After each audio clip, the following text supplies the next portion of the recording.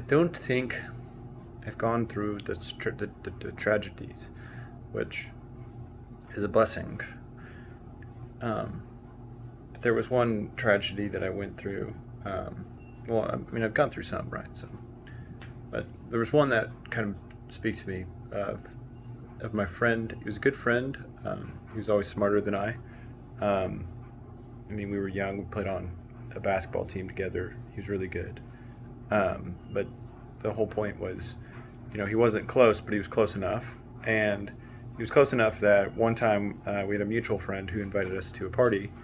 And in that party, they decided to watch it. I mean, this is like, I mean, like probably 10 years old. And there's a rated R movie that came out, Freddy versus Jason, I believe. And there's like seven of us, and maybe eight.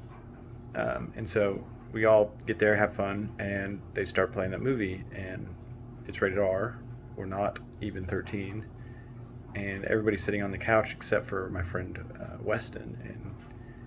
And I walk around, and I'm like, dude, what's up? He's like, well, my parents told me I can't watch anything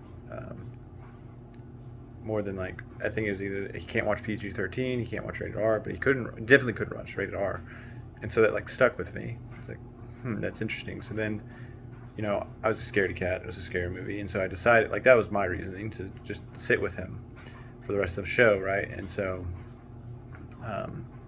while they played in another room, we played on, game, and then that was it. And then, he'd pass by my house because his whatever music teacher was there, and I'd always see him. What's up? Hey, good time. Have a good time.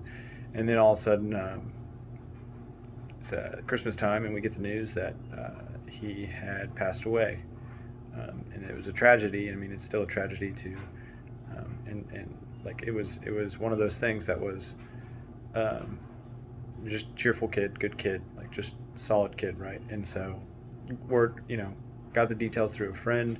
I mean, his passing was the first time I really like cried in my life. That was like a meaningful, like just uncontrollable. And so, but what it stuck with me is that like he obeyed his parents, right? Like, and that was one of like the most tragedies, is like he overcame peer pressure even at such a young age. And I think that lesson stuck with me. Is like, hey, like, heed the warning of your parents because they know more, and respect them. And so I think that was really cool.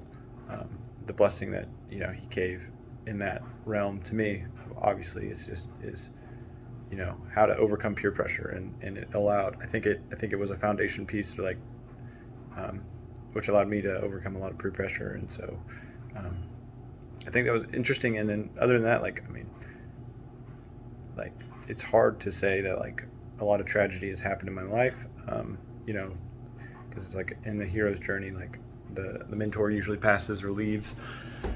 In most people's lives, it forces you to wake up, or grow up, right? Not wake up, but grow up. And so wake up to the reality that you have to take responsibility.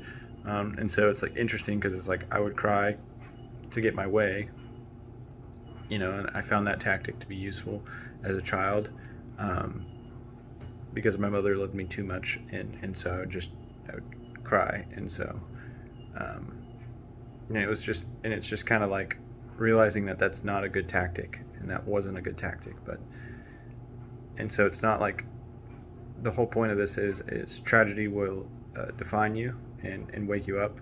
And so it's like, it's funny because it's like I look at it, it's like there's many things that it's like I feel like I'm a late bloomer. Like I've told myself I'm like late bloomer. That's a story I keep telling myself. But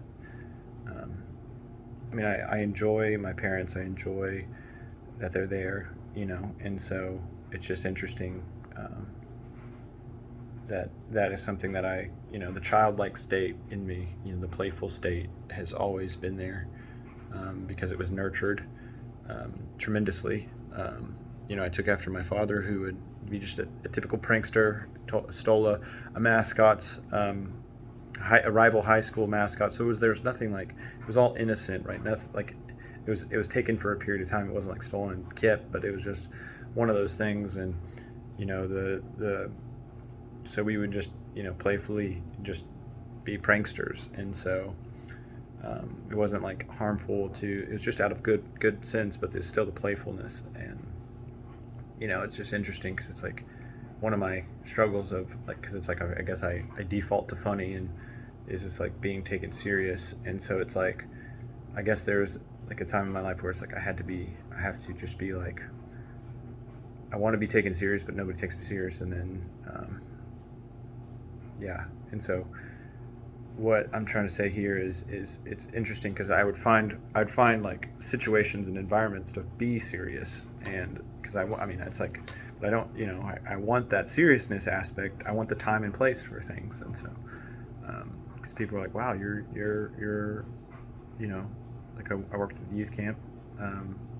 And they're like, wow, you're actually very serious. And it's like, because I mean, I'm playful in the crowd, but when it's like one-on-one, like that's the time and place to, what's going on, how are you doing, tell me more about yourself. And so it's just been cool because I mean, that was also driven by my pops, gave us books to read. And so it's like, it's just interesting. So that is, that's kind of how tragedy pulls you, but also how you can be, I guess, mentored until tragedy pulls you. Because right now my dad's going through some health issues. First time in my life that he's ever gone that, and it's interesting.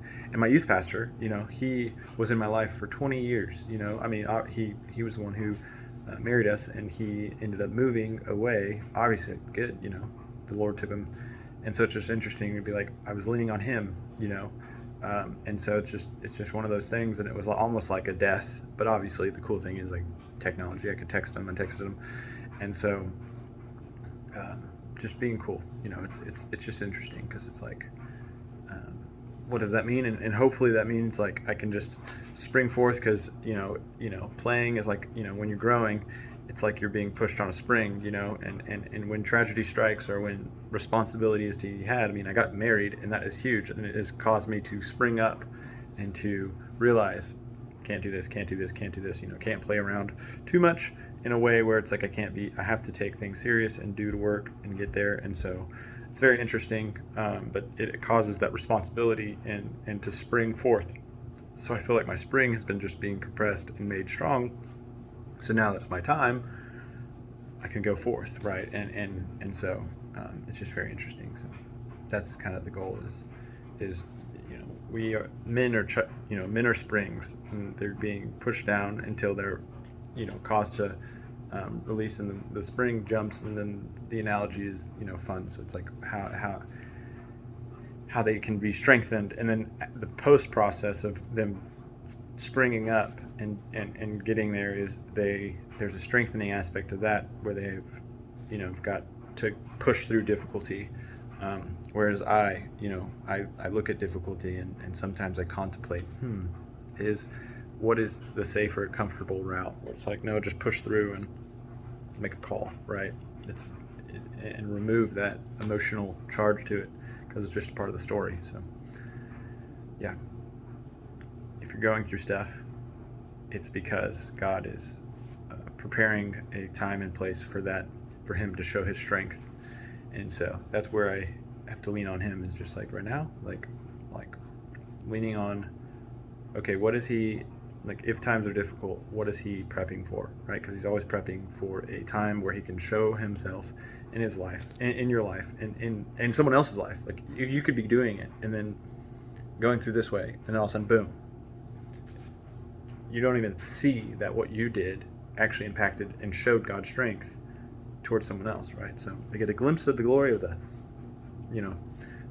God above, and so you will see that